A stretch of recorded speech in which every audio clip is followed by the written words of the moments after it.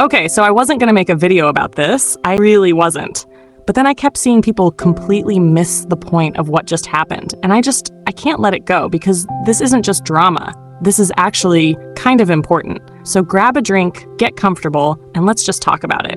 So here's the situation if you somehow missed it. Gooseworx had a Reddit account. She was just in there like a regular person, chatting with fans, dropping little hints about the show, engaging with theories, which honestly was so cool. Like, how many creators actually do that? So anyway, a clip from one of her live streams went viral where she confirmed that Pomni and Jax are the two main characters of the show. And then separately, she replied to someone on Reddit, reassuring fans that Ragatha would still get development in the last 2 episodes.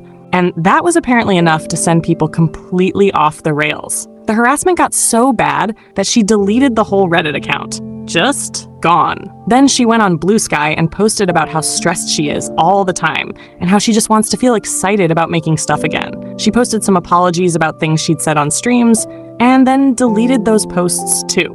And then the subreddit mods had to come out with an official post condemning everything and pointing out that most of the really bad stuff was coming from Twitter, not Reddit. So yeah, that's where we're at. Okay, but here's the thing. I keep seeing people gloss over, and I think it actually reframes this whole situation.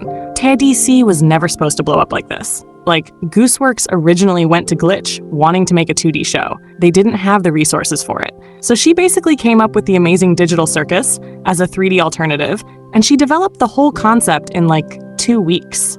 For a show that now has millions of fans and merch and all of this cultural weight attached to it, she wasn't building a franchise. She was just making something cool. And then the internet kind of took it from her and turned it into this massive thing with all these expectations. And it's like nobody asked her if she was okay with that. And it actually reminds me a lot of Harlan Ellison, the guy who wrote I Have No Mouth and I Must Scream, which is literally one of the main inspirations for Tihatsi. He wrote that story in a single night and didn't think much of it, and it ended up being the thing he was most famous for his entire life. Even though he had other work he cared about way more. And Gooseworx is kind of in that same weird position now, where this thing she made almost on a whim has become this enormous thing she has to carry around. And she's been struggling with it for longer than people realize. During that big gap between episodes 4 and 5, she's talked about not being in a good place. And she was actually rewriting episodes and reworking dialogue during that same period. So the stress of this fandom has been affecting her and possibly the show itself for way longer than just this past week. The Reddit thing didn't come out of nowhere. It was just the thing that finally made it visible. So here's what I think actually went wrong here. And it's not just fans were mean. That's too simple. The second people found out Gooseworx was active on Reddit, the whole vibe of the community shifted. It went from fans just hanging out and theorizing and having fun to this thing where every comment she made became like an official ruling. And once people feel like the creator is handing down rulings, everything turns into a courtroom. So when she confirmed Pomni and Jax as the leads, the Jax fans felt vindicated and immediately used it to dunk on everyone else. And the Ragatha fans felt like they'd just been told their favorite character doesn't matter.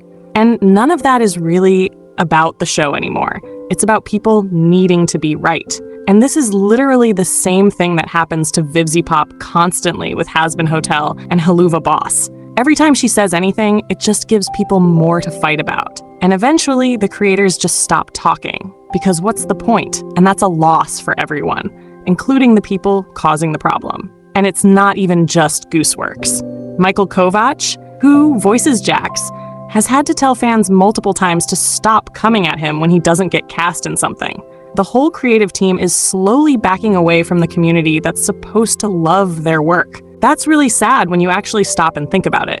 This is the part that genuinely gets under my skin. The indie animation fandom loves to talk about supporting independent creators, and I believe most of them mean it. But you cannot say you support indie creators and then make an indie creator's life so miserable that she has to delete her account and post about not feeling creative passion anymore. You just can't. Those two things don't go together. And look, I do want to be fair here, because not all the frustration came from nowhere. The pilot literally framed Pomni, Jax, and Ragatha as this core trio. Gooseworx herself said early on that each episode would focus on a different character. So when episode 5 didn't center Regatha the way people expected, that felt like something got broken, and she later cleared it up on Tumblr. Episodes 5 and 6 are actually a shared arc between Regatha and Jax, but the expectation wasn't crazy. It was based on real things she'd said. So feeling disappointed?